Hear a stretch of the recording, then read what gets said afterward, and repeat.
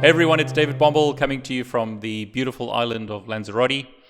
Once again talking with Hank Preston, and I'm really looking forward to this discussion. But Hank, before we introduce the topic, welcome. Thank you so much, David. It's always a highlight of my week, as I've mentioned before, and I'm looking forward to this one as well. It's as with most of our topics, we throw out an idea, and it's amazing how quickly that can kind of grow into these bigger things and deeper discussions. And so, looking forward to it. Yeah, I mean, it's when we were talking about what to discuss this week, we're talking about like different types of tools or different types of I don't know what you can call it, configuration tools, other tools that are available for network engineers, specifically when it comes to network automation. I mean, last week you showed me Genie, which is fantastic. But I think you mentioned that as, and forgive me if I get all the terms wrong, it's more like a verification tool. That's what we were using it for. But Hank, let me pass the ball to you. Can you tell us, the general community, about the types of tools that are available for us, because in the past we had none, and now we seem to have so many. And then, kind of your recommendations. And that's kind of like, I'm going off on a bit of a tangent there, but, hopefully you understand what I'm kind of driving at. Yeah, no, I do. And it's honestly a conversation I have quite often with folks inside of Cisco and with customers that are there. Just yesterday, I was on an internal call with some SEs trying to answer some of these same questions, is what tools should they be learning about and what tools are interesting for Cisco customers as it goes through.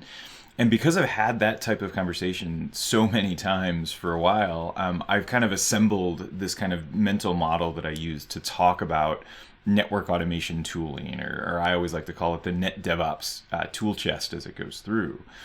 And because when you get started with network automation, we focus in on the things that kind of are easy entry points. And so, hey, I want to push some configuration out to a device. What's the easiest way for me to use Python or some tool to add VLANs or configure interfaces?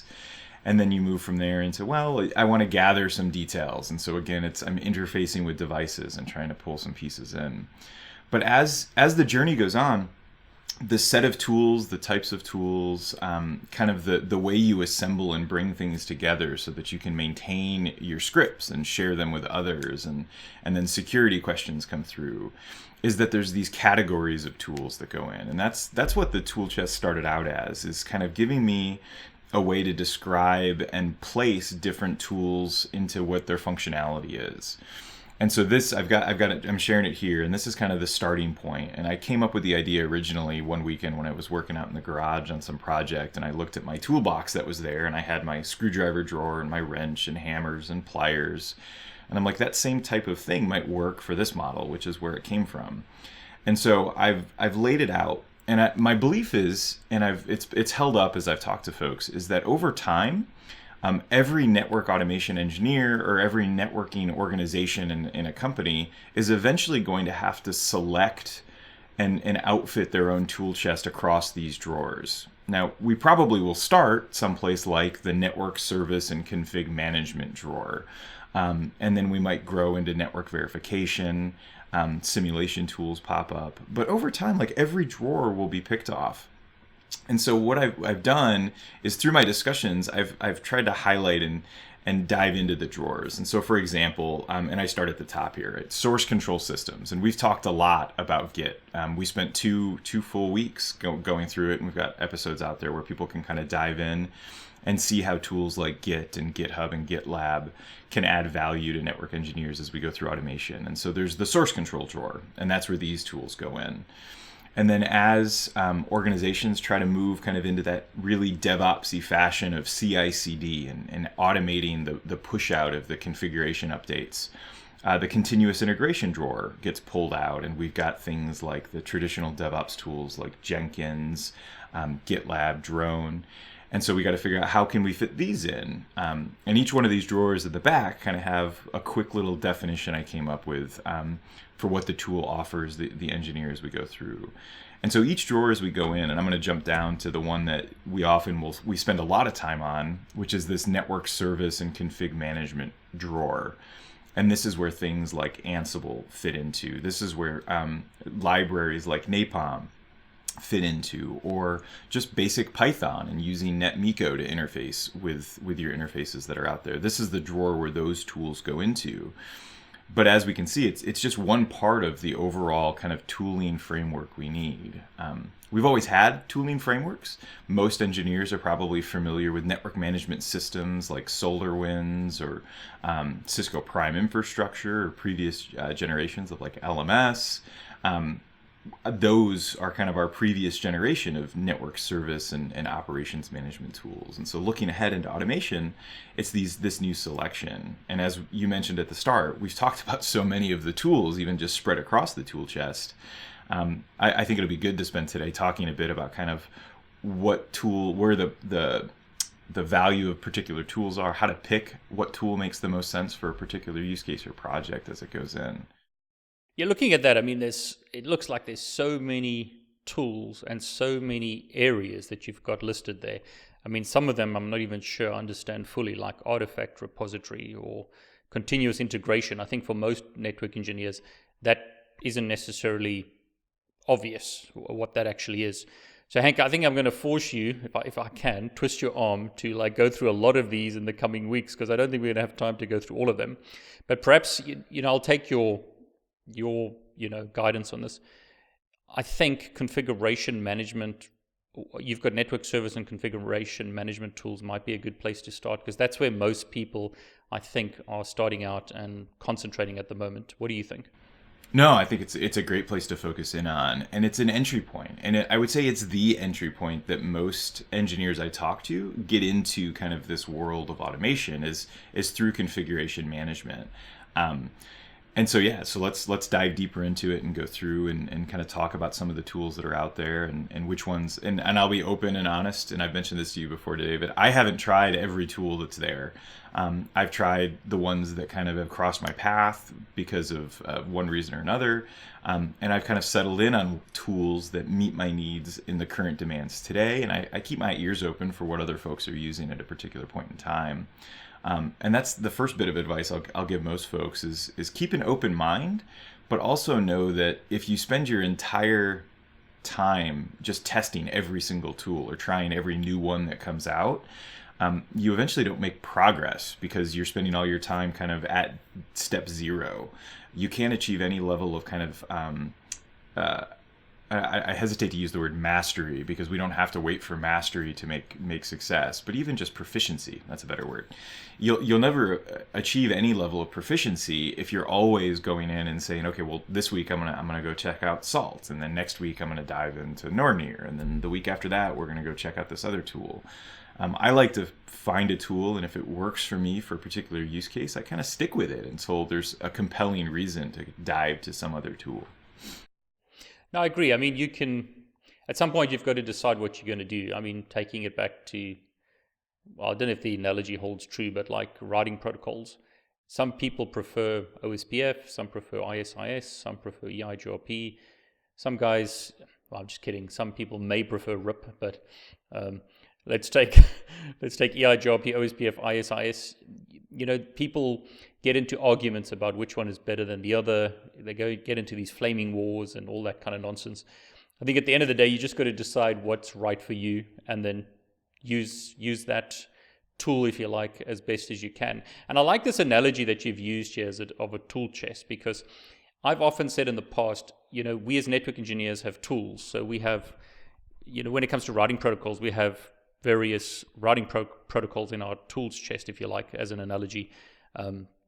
And then you need to select the right one for what you want to implement. So I really like what you've done here, because it's kind of the same idea, rather than just this unknown where we've got to really code everything from scratch. Perhaps it sounds like there are a bunch of tools and frameworks that have been written that can make our lives easier. Yeah, I mean, network automation is very much becoming a mature area that has mature tools and things that we can use, and so we don't have to start from scratch. And I've been in so many discussions back to the routing protocol piece where people say, well, which one's the best? Which one should I use? And my first question is, well, which one do you know how to use? Because that has a lot of weight, right? If you know how to use OSPF and it meets your needs, then use that one. right? Because the routing protocol you're going to be the best at configuring and operating is the one you're comfortable with. So, yeah, I mean, that's a really good point. I mean, some guys might say ISIS is the best, but I don't know of that many people who are very proficient, or to use the other term that you used, expert ISIS, configurators and managers. It may be better in a lot of cases just to stick with EIGRP, even though perhaps it's not the best in all cases, but for a lot of people it is good enough. So I really like what you said there. Yeah, I agree with that. I would say that the recommendation I give to most people as to where to start is start with what you're comfortable with. And network engineers, by nature of our job and who we are, we're comfortable with the CLI because that's how we learn. That's how we learn to configure routing protocols and set up interfaces. And so the NetMiko Python library is an excellent tool for working and getting started with CLI interactions, and there's a lot of really good examples out there for making configuration templates and using NetMiko for it. And so that's long been my go-to suggestion of, hey, if you're first getting started and you're doing a little dabbling with Python, an easy way to move into CLI-based configuration through programmability is using a library like NetMiko to push them out as a CLI piece. And I think that you've done quite a bit of content and experimentation with that. Would you agree that that's a decent place to start? Yeah, I agree. I mean, in my Python courses, I start with Telnet just because it's even easier in some ways. In some ways, it's not. But I agree with you. Most people don't like Telnet. They want to jump straight to SSH. And in my experience, I've found NetMiko to be a great place to start. And Hank, I don't want to put work on you, but if you can, do you mind just like opening up a Word document or something, and then let's write down the lists of tools that we've discussed, so that we have kind of a list. So yeah, I think NetMiko is great. Great way to start. All right, step 1, CLI-based interactions, and we'll say NetMiko. And there's a few tools that I think we can talk a bit about in the CLI-based interactions. So NetMiko is a great way to get started in there. And then, as we talked in our last video, we looked at how Genie can actually make, in some ways, easier CLI interactions as it goes through. It goes in. So I think as in that CLI-based place, particularly for operational pieces. And so if your automation goals are configuration-based, I think configuration-based use cases, NetMiko is probably really easy to get started in that space, and you can go through. For operational based use cases, I think the Genie CLI that we talked about last week is actually even easier than NetMiko to go through, because it takes away a lot of the string processing that you may have to do with NetMiko to go through. And I'm actually interested in your thought on that, because you've experimented and done work with NetMiko, and I imagine some of these cases as well. And we talked about the Genie piece yesterday. For those operations, I want to gather interface statistics, or I want to get check counters that are out there, or routing table pieces. What's been your experience with using NetMiko and the different types of options and mechanisms for processing that data to make it usable and actually formatted in a way, versus what we talked about last week with the Genie that's there and kind of giving a suggestion on a place to start? Yeah, I mean, I'm going to give you my thoughts now, but it's going to be interesting to see what other people think. So I just wanted to open it up. If any of you have thoughts, then put it below the video, because as Hank and I said, I don't think there's one right way to do this. No, it's absolutely. Different opinions, different experiences. But yeah, I mean, I'm glad you asked me that, because in my experience with NetMiko, it's a great place or great way to learn some of the basics. In my course, I show you just basic CLI configuration stuff, so like configure a VLAN, and I think NetMiko is great for that. But it gets complicated when you want to do like multiprocessing, or if someone's not a programmer or have run away from programming into networking and never want to be programmers, we've discussed that before, then actually maybe Genie and maybe some of these other frameworks, and I don't know if you've got any other recommended frameworks, may be a better place to start, especially when you deploy. So I think NetMiko is great for studying, but for real world deployments, and let's come back to that other big argument, Ansible may be a better place to start. So what are your thoughts, Hank? Because now it's a can of worms. Yeah, so we can go through on that. So I think that as we go through the entry point, I'm going to put Ansible over here, and we'll figure out how to categorize it as we go through in our discussion.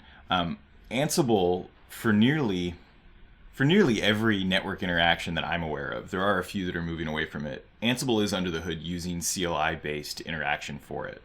And so when you configure an interface on an iOS router or an NXOS device, or I imagine third-party devices as well, but that's where I've done most of my work, what Ansible does is it crafts the CLI commands necessary to make that configuration. And then under the hood, it's actually using Python code. And I don't know if under the hood, I imagine some of them use NetMiko, but most of them may just be going to the base Paramiko, which is kind of what NetMiko is built on, that actually does the SSH and the telnet connections to devices. So Ansible is using those under the hood, but what you get with Ansible is it's an abstraction layer that goes on top. And Ansible is actually really quite easy to get started with as it goes in, and you can do some really sophisticated bits with it.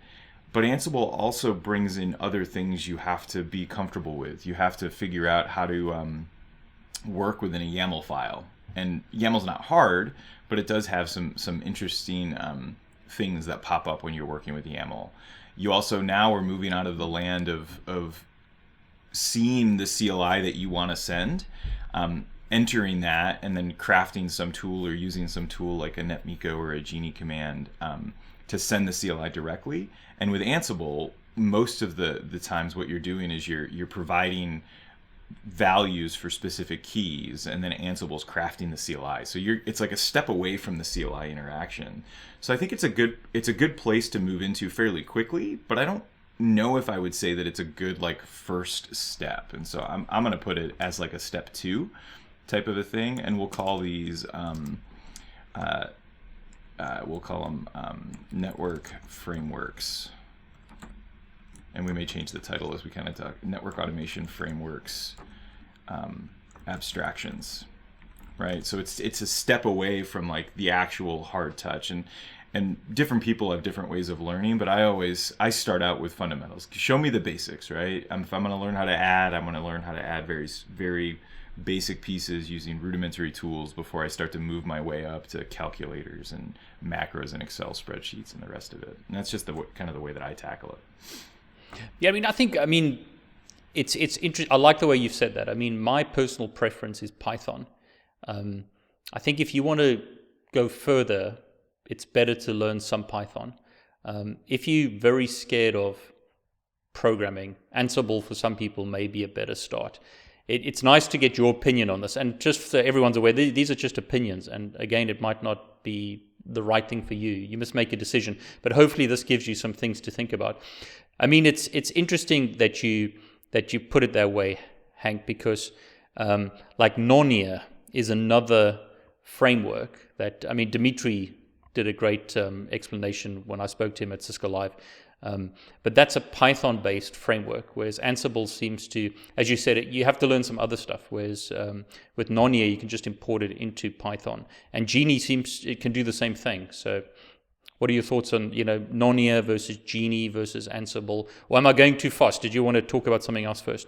Oh, no, they're good questions. And I think it just shows how quickly the snowball unravels as it goes in. So I as you were going through, I added here to our notes, and I firmly agree. I think that I think every network engineer needs to have some level of seriousness related to automation, because frankly, I think that's where our industry is going. It's going to be very few positions and jobs where the network engineering day job of 5-6 years ago, where you sit at the CLI and you simply SSH in devices and you leverage kind of commercial network management tools. I think that's going away. It's still there for a bit, but I think every network engineer and every infrastructure engineer, because this is hitting systems and security and compute and storage as well, but there's going to be a level of automation necessary. And so from a foundation is go learn some Python. You don't have to spend 2 years becoming a software developer and an expert in Python. take a course, one of your courses, David, or dive in and do some independent study, or go pick up one of the books that are out there, is spend a little bit of time and become somewhat comfortable with the fundamentals of Python. And then you can move in. And I do really like the idea of Python plus NetMiko as a good entry point to go through. Ansible, as you mentioned, we don't think of it, or if you're operating and using Ansible, you don't think about the fact that it's Python under the hood, but it is, because what you're actually working with is something that's called a domain, oops, I can't spell today, domain specific language, also kind of just called a DSL. And so a domain-specific language is the syntax that a tool like Ansible uses. And so Ansible's domain-specific language is based on YAML. And with that YAML, you identify the playbooks, and you provide variables, and you use keywords like with items and things to do it. So, and it's funny, if you talk to the Ansible team, or you go through one of their pieces, they're really hesitant to call Ansible a programming tool, and they've got some really interesting words they use, because Ansible's often seen as, I don't want to automate, I don't want to program, I'll just use Ansible because I don't have to. And then there's all the discussions of that are out there is turning a playbook into a programming language, and doing really interesting or trying to do interesting processing and if logic using Ansible YAML playbooks or Jinja templates, which we'll have to talk about in a second as well, kind of how those fit in. And so Ansible can be very simple for very easy use cases, but Ansible also can very quickly become complicated as you try to do more real-world use cases. And so the idea that you can do Ansible and not be a programmer, I think that doesn't last long, because very quickly, if you want to do anything sophisticated or real-world, someplace these programming concepts like conditions and loops and storing data and processing it later, you're going to run into that whether you're doing it with Ansible or one of these other more pure tools that are out there. Does that make sense? Yeah, I mean, I must admit, I'm a bit biased. I much prefer, my personal choice, again, this is me personally, I much prefer Python over Ansible. And I'll give you an example of why. I created a course on Ansible. I published it. And almost immediately after it got published, they changed the version of Ansible and everything broke. And it was like, this is ridiculous. I mean, that's, I think, the problem perhaps with open source tools and these abstraction frameworks, for lack of a better word. I was livid because I did all this work, and then like almost overnight, it became a disaster. Guys were complaining because the scripts wouldn't work and all the rest of it. I mean, in Python, at least we've only got 2.7 and 3. And with frameworks like Napalm, I found that the differences are very, very minor, because that's another abstraction. But I mean, I'm just throwing things here, Hank, but that's my opinion. I personally prefer Python, but that's because I did a lot of programming many, many years ago, perhaps. But I like what you said. If you want to do complex stuff, you're going to end up programming even with Ansible at some point. Yeah, and in your point on the updates to Ansible is a very fast-moving open source project, and you're not the only one that's felt the pain of the Ansible versions changed. I wrote learning labs for DevNet a while back on Ansible, and what we've had to do on those is be very specific and say, these labs are written using this version of Ansible, and so when you take these labs or run these source code, we go in and say, make sure you install this version of Ansible, which it may be several versions old, because you know how much pain it goes into, how much work goes into updating labs. And so that has been a challenge that goes in, and people go through on it. And I think your point's actually really interesting. So, and we haven't even really dove into kind of where, we'll put them in here now. I'll just list them out. So Napalm, and then I'm going to list out Nornir, because I put those kind of in these buckets of Python, of automation frameworks, but kind of at a different level than what NetMiko is, because they wrap a lot of the workflows in these abstraction layers and different methods and ways of working with it. And so it's not the level of wrapping an abstraction that you get with Ansible, where they even give you their own an executable tool, Ansible playbook, to run it, because you are still working in Python. but they are full-on libraries with things that are there. So I actually say that the Napalm and Nornir stuff from a functionality, or what they are, is they're closer to Ansible than they are to NetMiko, because of the way that they work in different pieces. And I'm also going to couch a lot of that in as I'm not super proficient in either Napalm or Nornir. This is just from discussions I've had and pieces that are there. However, the versioning bits seem to be handled much more stably in Napalm and Nornir. Part of that might be because Napalm is been out, is a very mature tool. It's been out for a long time. And actually, a lot of the development from Nornir is being done by some of the same folks that did Napalm. So there's a lot of synergy that goes between those two tools as well.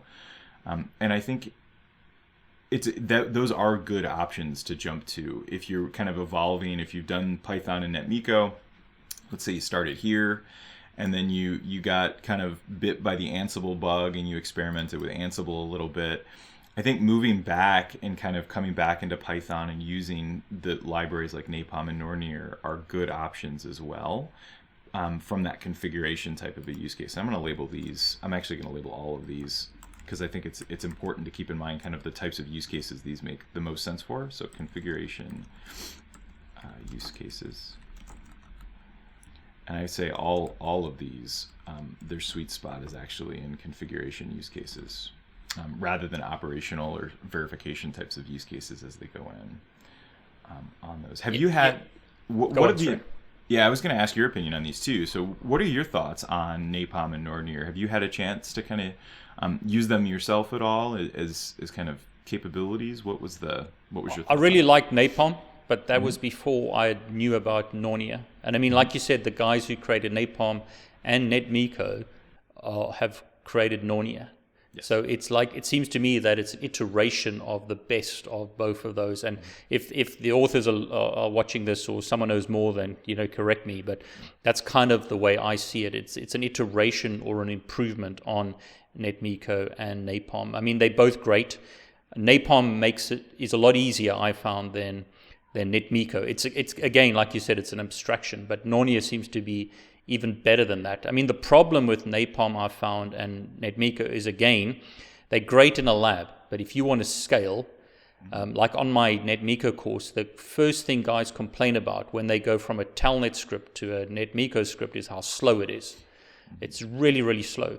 And if you want to connect via SSH to 2 devices, that's fine, but what about 100 devices or 500 devices? Then it's extremely slow. And Dimitri was telling me that Nornir is so quick. And I think that's the advantage. With NetMiko, in my course, I show people how to, create processes to connect to multiple devices at the same time.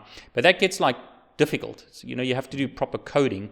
Whereas with Nornir, and I mean the same with Ansible, that kind of stuff is done for you. So for real world deployments, I think in those cases, Ansible Nornir is better. But I must preface and say I haven't used Nornir in a large scale environment. But from what I've heard and what Dimitri's told me, it's great at that. Yeah, and I think that's actually a really good point to keep in mind as well, is that real world use cases demand scale, performance,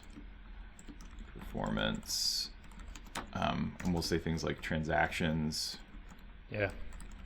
error recovery, and when you're first getting started in network automation, those things don't matter as much. And so using the basic functional tools where you're kind of, we'll call them low-level tools like NetMiko, where you're really establishing a connection to a device and sending a link off, or sending a command off as it goes through. You're not as concerned about scale and performance, but in real world, those come in. And so when you leverage any of these tools that we've put in the framework, one of the things that the developers of those tools do is they focus in on using optimizations available in the underlying language. And all of these tools we've talked about so far, the underlying language is Python. And so as you mentioned, you can do coding to speed up and make NetMiko more efficient and threading and like that, but you have to code it. If you use one of these other framework tools, somebody coded it, but it was somebody that is quite likely a more proficient programmer than you are. And so you're kind of leveraging the power of the community that's out there to use it. And I think that's one of the benefits you get when you start to move into these frameworks, is that you get to leverage the knowledge of other experts, so that you don't have to be as expert in all of these topics to still have a very effective type of a workflow or script that goes in. And I mean, you haven't mentioned, I think there's two that I can think of that are missing on our list. It's pyATS and Paramiko. So where would you kind of put those, Hank? Sure. So I'm going to put pyATS, and I'm going to link it because pyATS and Genie are very tightly coupled. And so I'm going to stick it down here under network automation frameworks and abstractions, because I think it fits in there pretty well. And then I'm going to put Paramiko up here, and we'll talk about kind of where they fit in. And so Paramiko is an underlying Python library that knows how to make kind of network connections using things like Telnet and SSH to anything. Paramiko is not specifically about network devices. It's just about, I need to open up an SSH connection. I need to send some credentials or a certificate for credentials. I want to then send a command and read the output from the line that goes through. So Paramiko is this really kind of base functionality for Telnet and SSH. And you can use Paramiko to connect to network devices. And early on, a lot of us did that. And there may still be some folks out there that are doing that. But what Kurt Byers did is that he built NetMiko on top of Paramiko as kind of a simple abstraction layer that said, okay, NetMiko uses Paramiko to connect to devices, but it has an understanding about what a network device is. NetMiko knows what enable mode is or privileged mode is, knows what a config mode is, knows ideas around kind of credential elevation, understands different network vendors, what prompts should look like, and when things change from a greater than symbol to a hash symbol to a config prompt. So NetMiko kind of is built on top of it, and you can almost say it's an abstraction, but I think it's such an I don't want to say low level, but it's just such a basic abstraction layer. It's just adding a little bit of value on top of Paramiko. I don't recommend. I'm going to put not recommended. Yeah, agreed. I don't recommend folks even go and experiment with Paramiko because it's so much extra work, and without any value that I can fundamentally come up with at this point. So just, and I'm going to say not recommended, just use NetMiko. And just know under the hood, if you install NetMiko, you also get Paramiko. And frankly, if you install Ansible, because again, Ansible's Python, you're going to get Paramiko under the hood because both of them are leveraging Paramiko to actually make the SSH and the connections to the devices that are there. So on the Paramiko side, does that make sense? Yeah, I agree. I mean, when I first got into this, I looked at Paramiko and it seemed extremely difficult, and 100% NetMiko just makes it so much easier. But I mean, Hank, this is the great thing. I mean, this stuff's evolving very quickly and getting better and better. So the iterations are improving. So it seems like we had Paramiko, then it went to NetMiko, we got Napalm, and now we've got Nornir, which seems to combine the best of all of that to make our lives easier. Yeah, absolutely. I just wish I'd sat outside. I mean, just so that everyone's aware, when I was setting up on the table outside, I thought, it'd be great, sit outside, lovely weather, and then it started raining, and obviously now the sun's come out because I'm back inside. But there you go, such is life. That's the way it goes. I'm still waiting for it to get warm. We've teased a couple of warm days here, and then we're back. We drop back below into the cold weather, and I don't want to go outside again. So I'm hoping we warm up for real soon. So let's talk about pyATS and Genie and kind of where it fits in. So what I've done is I've added. So we started out with CLI based interactions, and then network automation frameworks and abstractions. And then I put in network verification as kind of another type of thing you might want to try to work with as you kind of do your journey. And pyATS and Genie, these are very much, we'll call them operational or testing use cases. Now, you can, and at some point we may look at some examples and do some demos and show how you can actually use the Genie capabilities with pyATS to configure devices and send configuration to devices, as well as retrieve configuration from devices. It's possible for that. But it's kind of sweet spot and how it is often and most often used is as a verification tool that goes in. And so we saw in our video last week how we can use the Genie CLI very, very simply to do Genie learn OSPF or Genie parse show interfaces. Because then you can do that, and I don't even label, and you'll notice I didn't put it up here. When I say Genie CLI, you're not working with Python, you're just using Genie. And I think that that's a great entry point, and there's a reason it's up here kind of at that level 1. Genie comes back in the network verification here at kind of step 3, because you can import in the Genie libraries for operational and configuration elements, just like you could import in the Napalm libraries into your Python scripts or the Nornir libraries as they go in. And so you can build a Python test case. And this is kind of where, when you move kind of as you become more advanced in your Python capabilities, your network automation, and you want to build network test cases to do network verification. That's kind of the sweet spot that pyATS has, is around network testing. And triggering events and checking the pieces that are there. And so we saw, for example, last week we used a command like Genie learn OSPF and then some other pieces, and we put in like device router 1. Like that was a command that we put into our, we use a Genie CLI. Inside of Python, kind of the version for that is you can go through and say, okay, well, I want to do OSPF, we'll say router 1 OSPF. So I'm creating a variable called router 1 OSPF, and I can say Genie learn OSPF. I'm doing kind of like pseudocode here. It's learn, no worries. Yeah.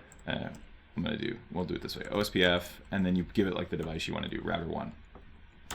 And so when you run this, what Genie does is the same thing that the Genie CLI did, is it connects to the device, it runs all of those operational commands to learn the status about OSPF. But rather than take that data and just dump it into a text file that you can then kind of look at, it saves that output automatically to this new variable in your Python script called router 1 OSPF. And so now in your test cases, you could do things like for interfaces, like for every OSPF interface, you could go check how many neighbors are there inside of your Python code.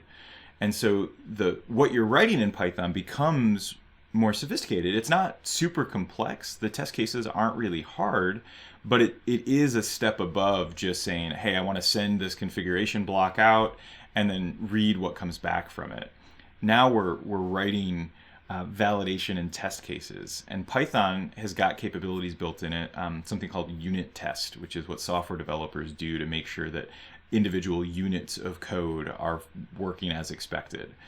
And so what we use pyATS for is kind of that equivalent of unit testing, but in the network, is building network tests.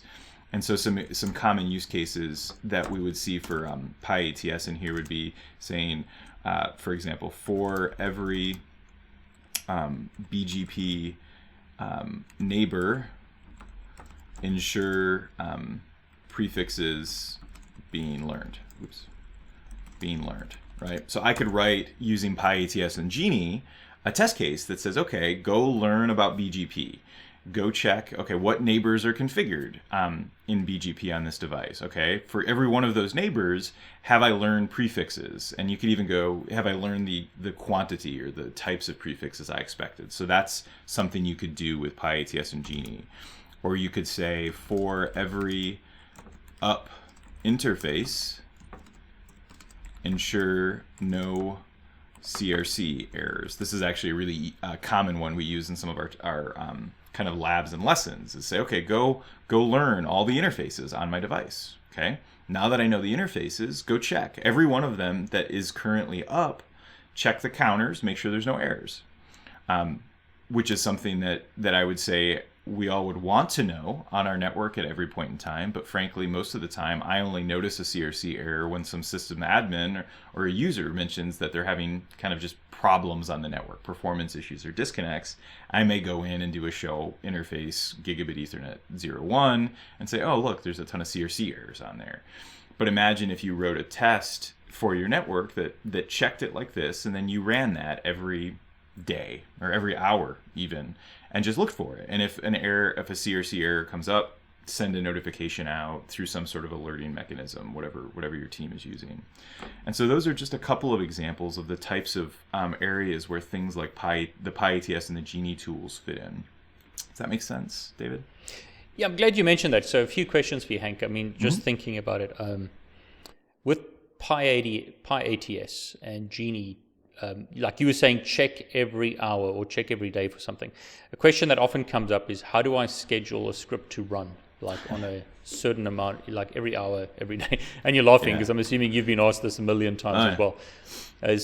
And so that will be the first thing to ask you. And the second thing, just while I think of it, is, the problem perhaps with NetMiko and Python initially is a lot of guys want to configure something, which is great in the lab. But in the real world, you need to be careful because you can automate them. And I won't use the words that I'd like to use here. You can automate the mess ups of your network, or you can very quickly bring down a network by automating the wrong script, as has happened to most companies. So I like the idea with Genie and pyATS that you can do verification first. So that doesn't, you don't try and configure something. You get your feet wet by just checking things first.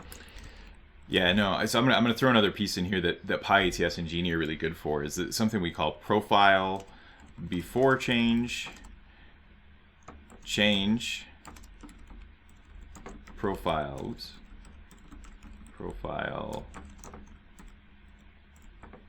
after diff. So we talked about diffs last week using the Genie Learn and shows it. So we could do the same thing here. And so if you're doing a network change, one of the common practices or kind of approaches we want to try to get to is, okay, before the change, what does it look like? Do the change. After the change, what does it look like? And then compare that, do a diff. And most people do that. I know I do that. I've been doing some kind of old school network configuration this week for some parts of my network. And I'm doing a lot of show standby brief, because I was doing some HSRP configuration. So standby brief, make a change, and then up arrow 1,000 times watching the standby or the HSRP neighbors go through. That's something we're used to. But in that use case, I ran one HSRP command to go through because it was the one that I knew, and it gave me the info that I thought that I was pretty confident would give me the information I was after. But with a tool like pyATS and Genie, I could learn HSRP before, make my change, and then learn HSRP after, and then look for all of the changes that came up, because maybe there's something buried in some other HSRP command that doesn't show up in the brief version of it that would be interesting to know as well. And so this type of a pattern is something that we'll probably start to grow to as it goes in. So I think that's a use case as it goes in. On your question on how to schedule things, there are tons of ways to do that. And that's probably the biggest reason I laugh when the question comes up, is because there's no single way. Some of it depends on what it is you're trying to do. And so we can give a couple of examples, and these are ones that I use pretty regularly. Let's say I want to run a Python script, we'll capitalize Python, script every hour. Right, an easy way to do that is use the cron utility on Linux, Unix, or Mac OS. Right, so cron is been around for decades, and it's a way that's already running on every Linux or Unix-based system to process repeated activities that go through. And so I use cron in my environment to do things like some of these verifications. We've got several scripts that run across DevNet Sandbox to check current status, run backups, capture information, save it. And cron is a really easy way to do that. If you just know that I need to run a script and I need to run it every so often, cron's an easy way to do it. Windows has got Windows Scheduler that does things similarly. But as I've moved kind of more into network automation places, even for folks that their primary desktop operating system, their laptop is running Windows, most of the time they find that having a network automation or a network tooling server someplace in their data center running a VMware, those are often Linux-based systems. And so it's easy to say, okay, I'm going to develop my script on my workstation, and then I'm going to copy that to kind of this network management or network automation tool server, and we'll use cron there. And so you can develop your Python script on Windows and then actually do that repeated execution on some sort of a tool server, which I think is probably a practice most people find in the real world. Questions on? I wanted to be rude and interrupt you about that, because Hank, I don't want to go on too much of a tangent here, but sure. Would you put Linux at 0 foundational stuff? Because the difficult questions. For a long time I've said you just need to learn Linux. I don't know if you agree with that, but I would recommend all network engineers learn some type of Linux, because, has it changed yet? I think Ansible still requires Linux. A lot of these tools just seem to be geared towards Linux or Mac OS, but mainly Linux. So do network people need to learn Linux as 0 before they get into this stuff? I agree, and it's one of those ones. For me, I think that it's Linux, and I'm actually gonna combine it. There are more than one Linux shell out there, but a good one to go through at that fundamental is Bash, Linux and Bash. Yeah. Right? Become comfortable. The joke I say, because I talk a lot about this at events like Cisco Live, and I've done videos on it before. Every network engineer needs to learn Linux. The networks everywhere run on Linux, and it has for years. That's not new. Every network switch, firewall, device that's out there, under the hood, they're running some Linux kernel. What's new is that we now actually are getting access to that Linux environment in the network devices themselves, and you can choose to use it or choose to ignore it and just know that it's there. And so the fact that our network is running on Linux, I think we have to become comfortable with it. To your point, all of these tools really are Linux or Linux-like operating systems first. And so while many of them can work on Windows, Linux is kind of the native place and in the place. So I think fundamentals are there. That doesn't mean that every network administrator, and the joke I make is going to become a big bushy beard wearing Unix sysadmin, because that's kind of that's the mental image we all have of those Unix guys. Is they're there with their sandals and the big bushy beards, and they talk about VI or Emacs all the time. That's not what the network admin is going to become. We need to be comfortable installing and managing basic services on a Linux piece, right? We need to know what yum or apt do to install. The concept of becoming comfortable configuring something by opening up a text configuration file from an Etsy directory. I think we need to be comfortable with that. And then even more on that, the network from Linux, right? Understanding how networking on Linux works and understanding the commands in Linux and Bash to check the status of the network and how to configure a static or a DHCP address on a Linux network interface. I think those are things that, every network administrator has to become comfortable with, because they're going to kind of, again, become a key part of what we're doing on that. And I know lots of people have opinions on those. I'm pretty strong on that one. Some folks I talk to say, okay, admit that network automation is coming and programmability is coming, but they don't see it as maybe as becoming as big a part of the network engineer's role in the future. I think it's going to become a big part of the role, and so being really truly comfortable with Python, with Linux, I think those are skills that do need to be foundation. Now, just like with Python, you don't have to master Linux before you do any of these other things, but starting to build that foundation skill set early on, I think is important. Yeah, I'm glad you said that. I mean, that's the way I look at it. It's you can try and hack Windows. You can do. We've done videos on this.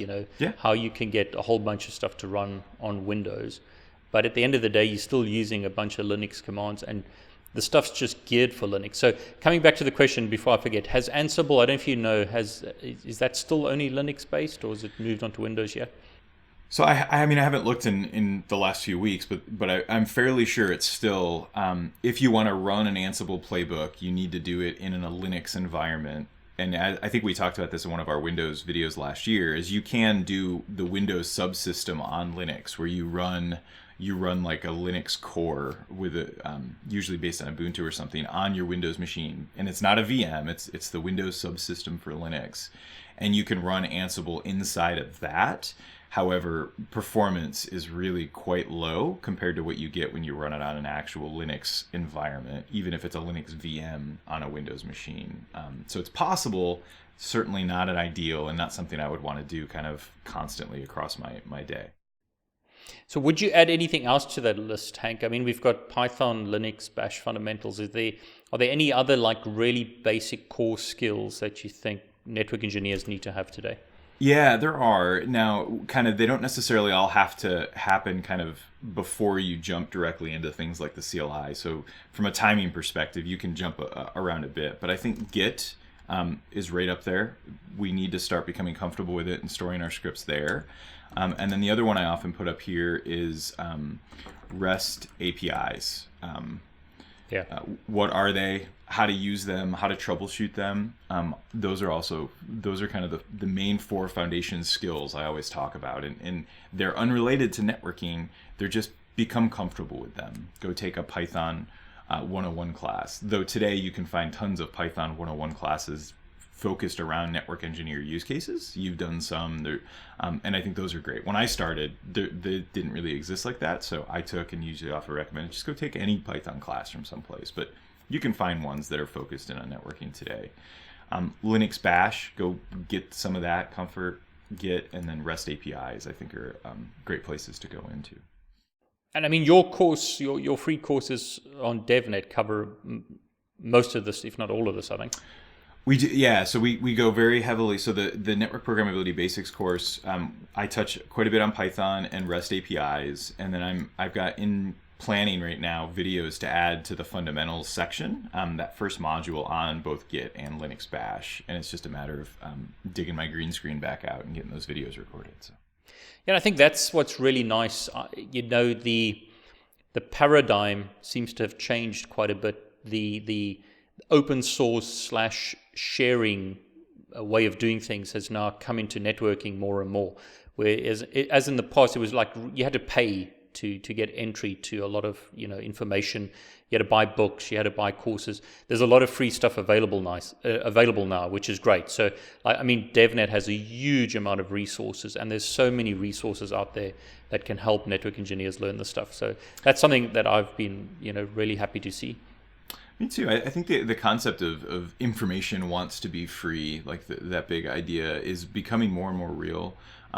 There are a ton of really good free resources to get started in almost anything you want. And I think that's nice because it enables anybody to kind of look around and see what might be interesting to them. And so if it's network automation, you can find entry spots. If it's artificial intelligence, there are tons of great AI and machine learning, like free pieces. The one thing that I've been a little bit worried about as some of that has gone through is some folks have pivoted really hard into if it's not everything should be free, right? And I think that's the balancing act. I love the fact that there's so many free resources out there, but I also know that it takes a lot of time, money, and energy to create these resources, and so I have no problem investing in it. Once I get over that hump, is this something I'm interested in? Finding kind of a quality resource and investing in it and buying a digital course or going back to books. You can't see it in the video angle here, but I still have a whole bookshelf behind me of Cisco Press books and network books and O'Reilly books that I've bought over the years to learn pieces. And I still go back and buy print material sometimes, or digital courses, or sign up for pieces like that. Because what I think you'll find is that to move from that entry level to proficiency and mastery, there's still an investment that you're probably going to have to make. Not everything, I think, needs to be free. And back to definitely Hank's opinion piece on there. I think that expecting introductory stuff at low to no cost is probably comfortable, and that's kind of the way the world is going.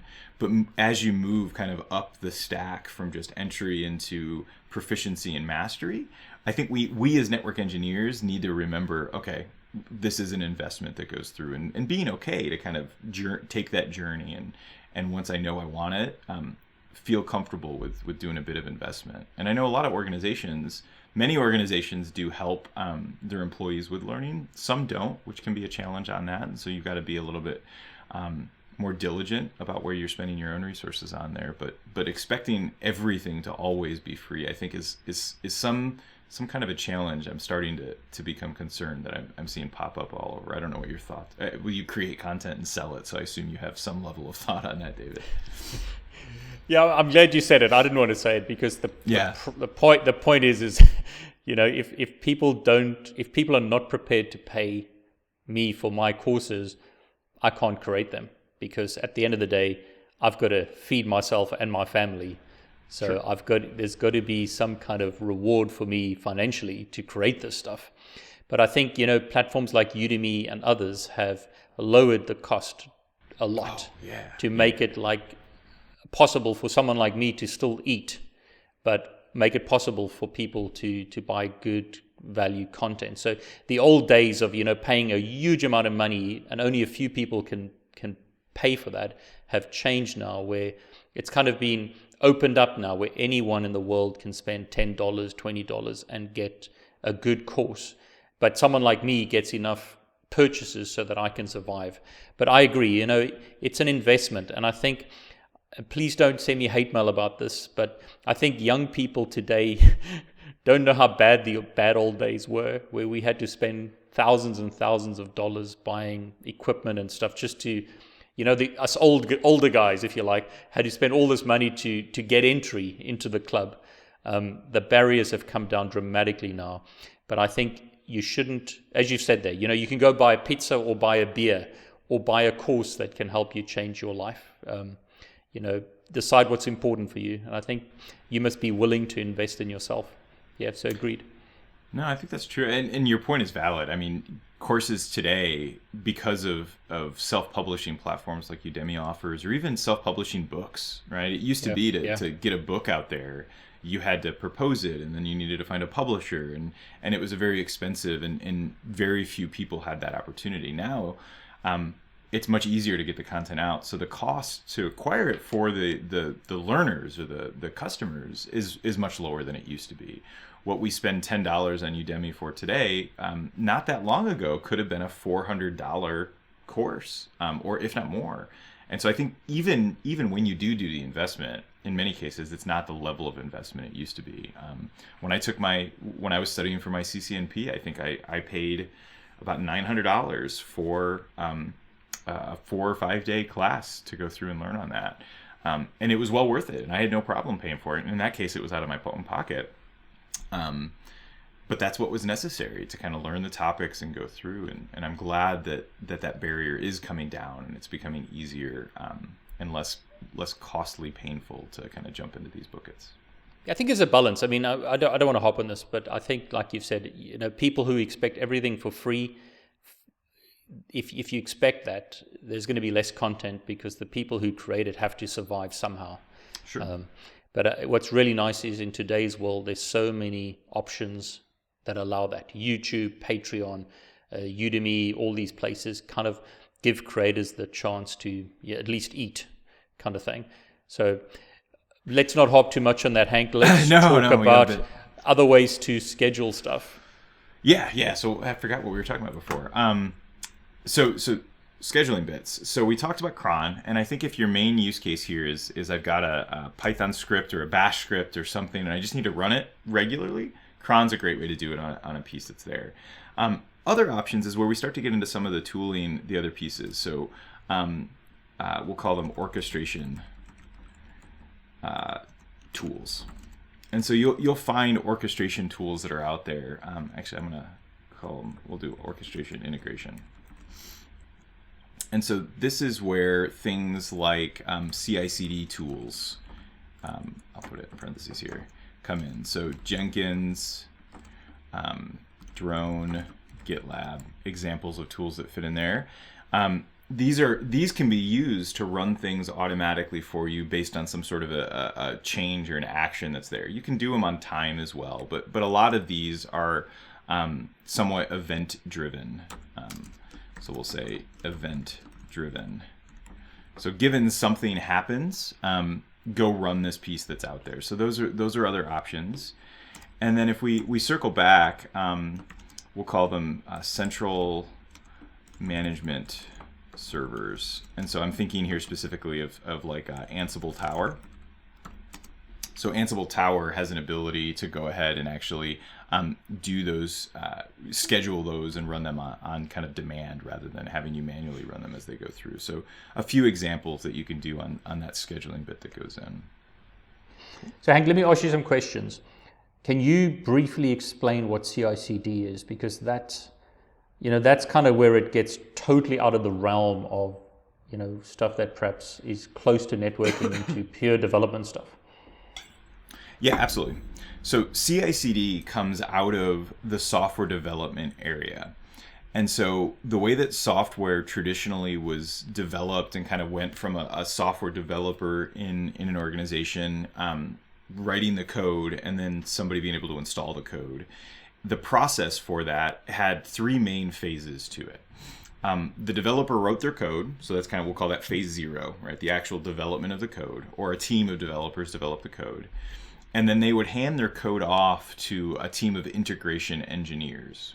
And the integration engineers are people at an organization in a development house, and their job was to take the code from all of the developers and bring it together, integrate it, so to speak, turn it into a kind of a single whole product or thing, and then run tests against that code to make sure that it met standards, that it did what it was supposed to do. And so there was this integration phase led by integration engineers. Take the code, assemble it, run tests against it. When the integration engineers were done, they would hand that code off to a phase that's called delivery.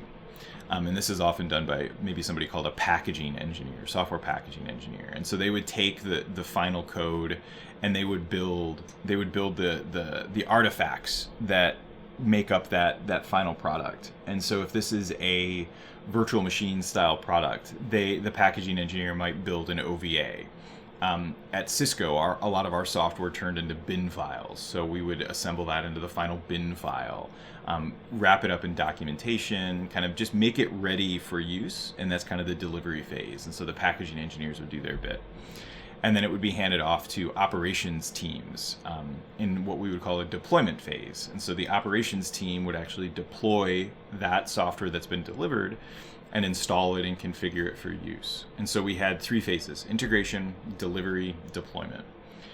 When the land of kind of DevOps started up and we had this drive in the software world to move faster, what was looked at as those three phases, because much of the work in those phases was manual, it was slow, right? People had to do this. They had run books that they would follow for each of these phases.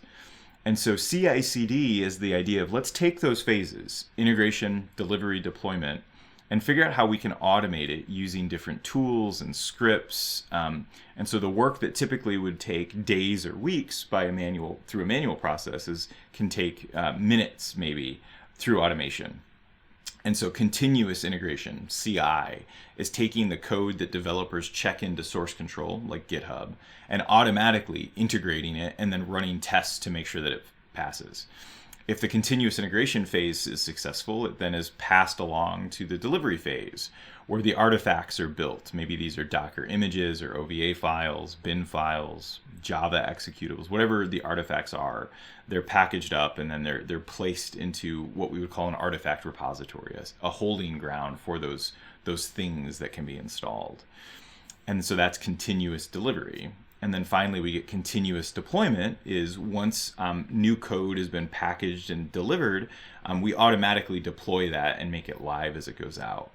And so CI/CD, sometimes I call it CI/CD/CD for continuous integration, continuous delivery, continuous deployment, is that idea of taking the software delivery pipeline and kind of making it as automated and streamlined and as fast as possible. Does that make sense? Yeah, it does. I mean, I'm assuming, correct me if I'm wrong, but it's very unlikely that a network engineer is going to become a Jenkins expert. So I would say, as described, the CI/CD pipeline for software development, somebody in the software team is going to build what's called the pipeline file that says what it takes to run through there.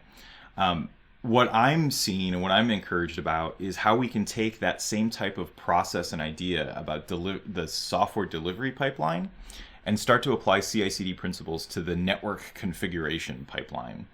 And so if we think about the network configuration pipeline today, is we write some text files in Notepad++. We maybe test it someplace, and then we manually copy and paste this into network devices over and over again for our entire network. We run a handful of show commands to make sure everything looks good, and we go through. I think we can use the same general concepts of automated delivery with like CICD for network configuration, and it's one of the things that I talk quite a bit about, and am working on how to implement this into real world networking, is so that tools like Jenkins or GitLab, which can also do CICD or these other ones, will be something that we use as network engineers. Which is why, if I flip back quick here to the tool chest that we were talking about, and I'll go back to the CI drawer, it's why there is a continuous integration drawer in the NetDevOps engineers tool chest. I don't expect network automation or network engineers to be Jenkins administrators, where they're going to install and manage and maintain a Jenkins server or these other ones. But I do think that somebody on the team, probably not everybody, but somebody on the team is going to understand how to build and manage pipelines in these tools, whichever tools selected, so to say, okay, when new network configurations are checked into our source control system, we are going to go ahead and use these automated pipeline routines to deploy them to a test environment using something like maybe Python and Nornir, or one of the other tools we've talked about. And then we're going to verify that the network is still healthy in the test environment after those changes, using maybe something like pyATS and Genie. And then after that's done, we'll promote that network configuration change and make it ready for deployment to production, or maybe a pre-production environment. But basically move it along the pipeline, getting it closer to a production deployment. And that's where I think the CI/CD elements for networking will fit in, is that type of a use case, is a changing the way that we deploy network configurations in this automated, very routine and spelled out pipeline, so that we don't make mistakes that we have in the past, where we miss a device, or when we're copying and pasting, we miss a line that we're copying and we end up applying a configuration in the wrong part of a network device. I've done that before. I'm sure we all have. Or we forget a verification step before or after, and we miss something that is no longer working as expected. By building that, by codifying that pipeline into a pipeline that's executed by something like a Jenkins or a GitLab job or one of these other tools, is we can ensure that type of success, and our degree of success and percentage of successful network configuration changes should go up. And again, that's kind of the way that I look at the future, in my opinion, and kind of how we evolve from just basic network automation and testing things with NetMiko or Ansible or Nornir, and truly moving into real world is starting to apply those CI/CD principles to network configuration management. It's really interesting. I mean, I always enjoy talking to you, Hank, because you're ahead of the curve, and I can see the stuff that you're doing and getting excited about, and where you see things going. That's going to have to be, applied to people throughout the industry. So guys who are just starting out, I suppose, mustn't get scared. There's a whole journey, and things are changing very quickly in the industry. But, start with small wins. I think you said that as well. Start with, change something, do something. And then later on, you'll get to know all of these tools. But it's amazing how the software world, I mean, guys have said it over and over again, software is eating the world. It's amazing how these software tools are now becoming more and more important in networking. And it's nice to see where you're going. I mean, when I look at this tool chest, I mean, we've just spoken about one piece and kind of touched on this piece with Jenkins and the other tools. There's so many other pieces to this. So, Hank, do you have a presentation where you talk about this tool chest, or are you going to create a presentation or something? Because there's a lot here. You and I have only touched on a little bit. We have. So I go through fairly quickly, but I go through all the drawers and kind of how they fit in a presentation I do at Cisco Live that is freely available, and we can include a link to where folks can watch that and go through. That'd be great, yeah. I'm also working on, as I mentioned, adding content into the network programmability course, and so I'm working on building this type of material that we can get out there. So there's elements we can touch on in different areas, and I'm also working on a a blog post series that will actually go in depth through each of these drawers, talk about where they fit in and go in. So I think that this is an area where more content will continue to come out over the next several weeks and months as it goes in. And we can continue to revisit if we want to, in a future video, if we want to dive into that concept of network configuration pipelines using a CICD idea, we can go through and do that and kind of pick it apart and kind of see, again, not where people should think their day one step will be, but where a destination might get them to kind of as they take their journey in network automation. Yeah, I mean, it's interesting. I mean, if you flip back to the list of tools that we've got, Hank, and I mean, this is just one of the drawers, as we mentioned. So, I mean, obviously people watching this are at different levels. Some guys are just starting out. Some guys have been doing it for a while. So I'm going to put you in the difficult spot now. As always, with what you know today, let's say I'm just starting out, what would do you have kind of like a roadmap, go here, try this, or is it just too complicated? What would you say start with Genie? Because I mean, you've only just recently learned a lot about Genie. Where would you kind of like start to get excited, let's say, and see that, this is the way to do it, and then, next steps, kind of a roadmap? Yeah, I mean, if you're just getting started and looking for tools to go through, I think as we talked about, plan on Python early. The earlier you can get started with some basics of Python will be good.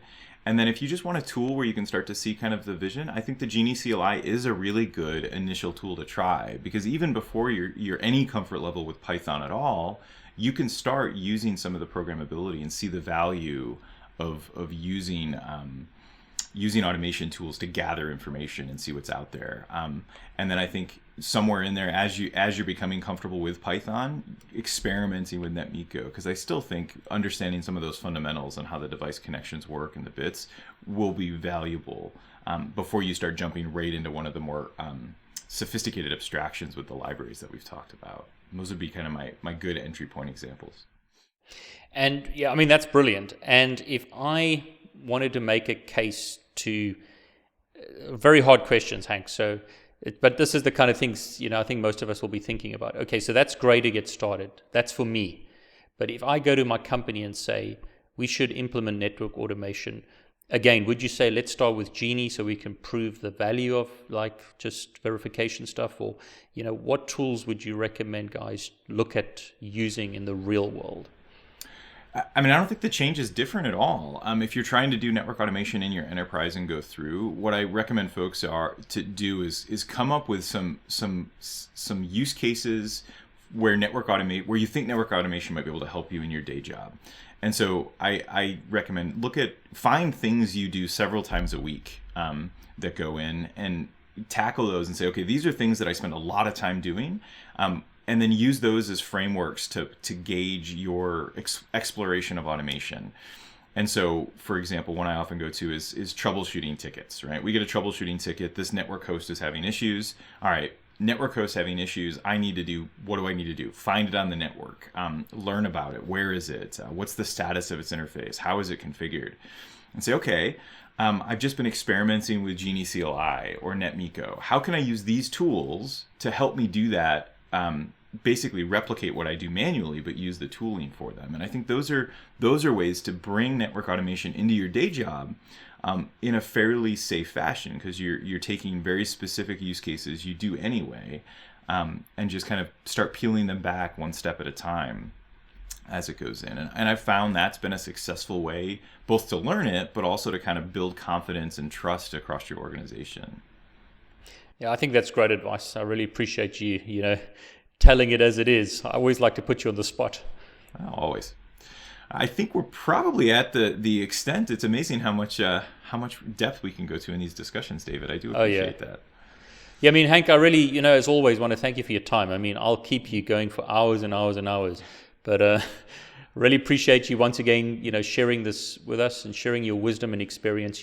What I love about, these YouTube videos and what we do is you've got years and years of experience. You're working with this stuff every day, and you can kind of distill that into a short video that helps all of us. So thanks so much. Absolutely. Always a pleasure, David. And we'll be back next week to do it again. Appreciate it. Cheers, Hank. Thanks.